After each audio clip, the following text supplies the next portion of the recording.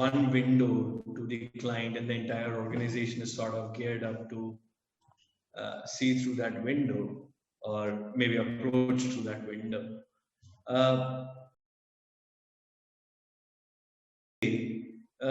One of the biggest roadblocks is that, okay, who takes the decision? Now, for example, Anand and Srinivas did talk about that, so the sponsorship is important, but when it comes to on the ground, imagine you're dealing with an institutional partner hospital, then the approach is not about a single point of contact, but it's about single point of ownership. Now, what are the leeways do I have as an account manager, and what are the kind of investments which I have, and the sponsorship which I have from my leadership team to make or create value on an ongoing basis. So, and the other part is, I think, also about how do you get the collaboration right internally. Like Anand said it very beautifully that, therapy teams are focused towards their own objectives.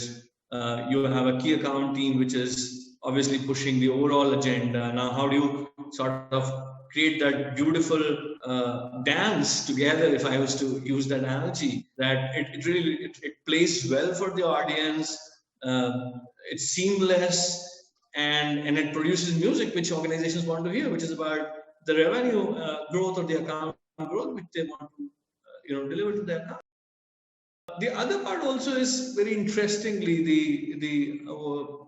the competency side of it. So in the work what we have done so far with various organizations, and this is obviously the culture is important, but this is in addition to that. Do I have the right people for the right roles in when it comes to key account management? In fact, when we look at our research, the two most important differentiating competencies between organizations which have done extremely well and organizations which are trying to do the CAM implementation is about two competencies.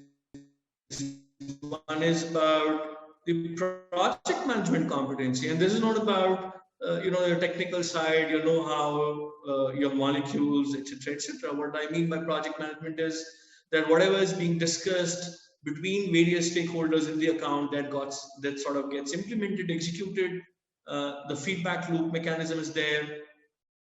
So that's one side of it. The other side is about innovation. So use, or do you have innovators on your key account teams who really go out and think out of the box? I'm using it the cost of sounding cliched about it, but the reality lies that the value creation is beyond the products of the molecules or the therapies which we are talking about.